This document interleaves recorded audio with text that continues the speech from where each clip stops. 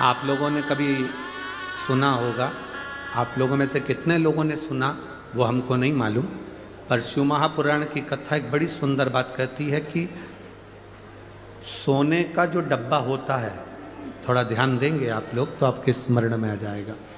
जिस डब्बी में आप सोने की अंगूठी रखते हो,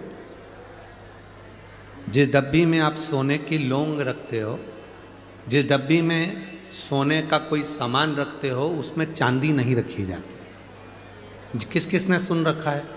कभी सुना होगा, आप लोगों के स्मरण में होगा कि सोने की जो डब्बी होती है उसमें चांदी नहीं रखते, मतलब चांदी के साथ सोना नहीं रखा जाता।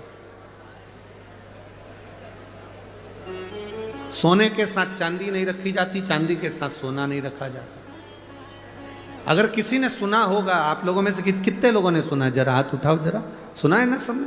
अब वो प्रसंग जो हमारी आप लोगों की दादी सास कहती थी, सास कहती थी, आपके बुजुर्ग कहते थे कि सोने के साथ चांदी मत रखो, चांदी के साथ सोना मत रखो, कभी उसका प्रसंग अपने दिमाग में लिया कि ये प्रसंग कहाँ से आया? तो ये प्रसंग अगर कोई तुमसे पूछे तो आप उत्तर दे सकते हो।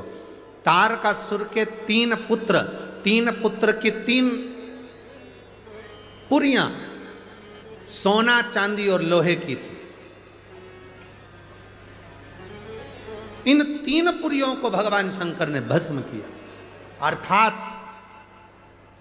जिस डब्बी में सोना रखाता है और जिस डब्बी में उसी में चांदी रख दी जाती है, और स्त्री या पुरुष उस सोने को अपने शरीर पर धारण करता है या उस चांदी को अपने शरीर पर धारण करता है, उसकी आयु छिन्न होती चली जाती है।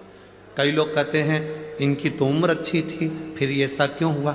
जरूर सोने की डब्बी में चांदी अगर रखी गई है तो उसमें उस चांदी की चीज को महिला ने अपने पैर में पहन लिया, बिछुड़ी पहन ली, अंगूठी चांदी की पहन ली, उसमें सोना भी था, वो सोना पति ने पहन लिया, तो उसमें आयु की क्षीणता हो। डब्बी खाली है, उसमें सोना रखा है, मना नहीं। डब्बी खाली है, उसमें चांदी रखी है, मना नहीं।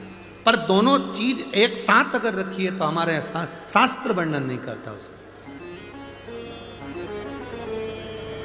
पांव की बिछुड़ी है, सोने की अंगूठी के साथ रख दी, ये हमारे यहां शास्त्र वर्णन है, उसको अलग कर दिया। आयु की क्षणता।